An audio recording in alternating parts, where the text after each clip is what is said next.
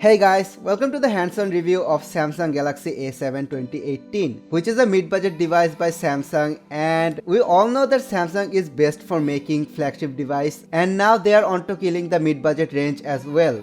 Samsung Galaxy A7 2018 is one of them. It is one of the great mid-budget devices by Samsung. Now we have also seen A9 and those as well. So in this video we're going to talk about Samsung Galaxy A7. With that being said, let's just get right into the video.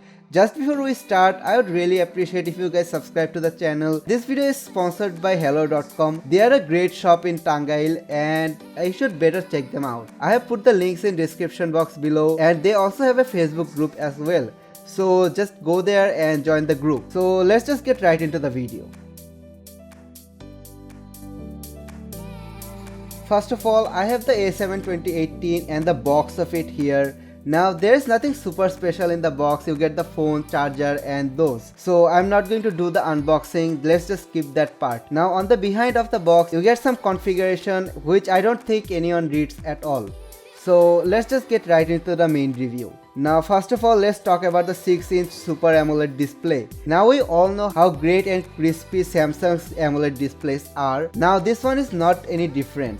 The display is totally mind-blowing, and as cherry at the top, the back part is made of glass which has a glossy finish and it looks absolutely awesome. Now as this is a glass metal sandwich, you should better be careful with this phone because it can totally break into pieces if you drop it. Just look at the back, it just looks totally gorgeous. Now the phone feels a little bit light on hand, which I think is pretty good. Now the phone has a clean look and there is no fingerprint sensor on the back or the front. Now you guys may be wondering, well, they didn't give a fingerprint sensor. Well, that's wrong because there is a fingerprint sensor which is side mounted.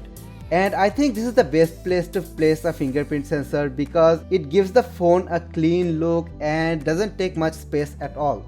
Now as this is the side mounted fingerprint sensor, the sensor speed is a little bit slower than others, but you can just deal with it.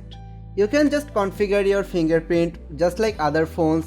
There's nothing super complicated here, and the phone also has face unlock, but it is not safe like the others at all because it uses the front camera for face unlocking.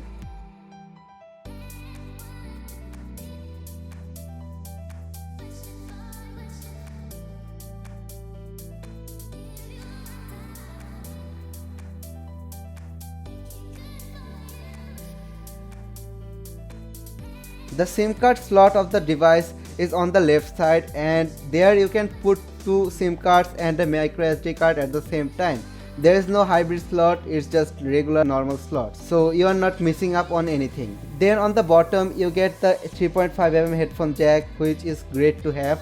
And well, it feels super weird that on a phone like this price range you are not getting any type of USB-C. You are just getting the normal USB 2.0 port and there's no fast charging at all. So it's kind of disappointing from Samsung to not have these features. Now let's come back to the display again. The top and the bottom bezel of the device is totally okay with me, but the side bezels feel a little bit too much. I think they could have just shrink it a little bit more, but we have it here. And I don't think it will bother you, but it would have been better if they just made it a little bit smaller. The phone here is currently running on Samsung UI Experience, Samsung Experience UI on top of Android Oreo 8.0. Now I hope the phone will get the Samsung's latest UI, which is the One UI, pretty soon.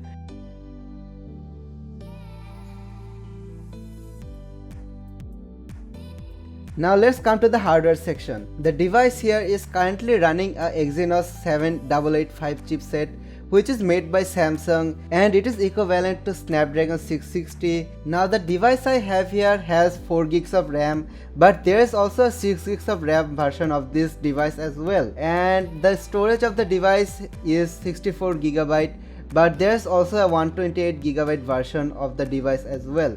The Antutu score of the device here is 121,000, which is a pretty decent score, and the score is kind of similar to Snapdragon 660 as well. Now let's come to the gaming section of the device. I played PUBG on the device and the game was running super smoothly, and I don't think you will have any kind of problem with gaming with this device.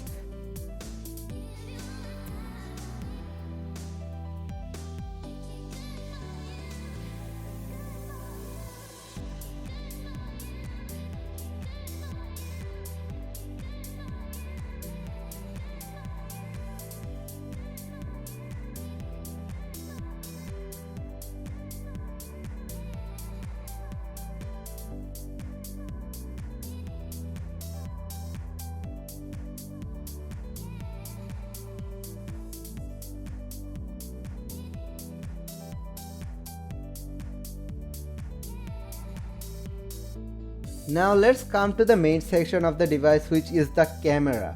The phone has 4 cameras on total, 3 on the rear and 1 on the front. Now let's talk about the front camera first because there's only one. The front camera here is a 24 megapixel f2.0 sensor, and in the rear there are 3 cameras, of which the main camera is 24 megapixel, the ultra wide 8 megapixel camera, and then a 5 megapixel depth sensing camera. And all of the sensor combined can make a awesome image. Now here I am putting some picture details, and you can see pictures are pretty decent. The color is pretty good. Now we all know that Samsung cameras capture saturated photos than the other cameras because people love saturated photos. Now the front camera and the front portrait is pretty good.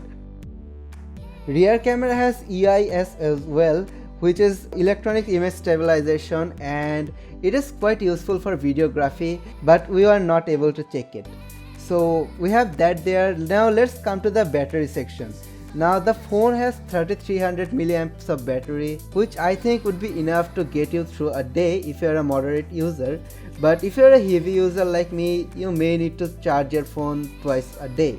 Now let's come to the conclusion whether you should buy it or not. For normal users, the device is pretty decent. You get the brand reliability here, and the performance of the device is also pretty good, and Samsung Experience UI is by far one of the best UIs currently available on the market.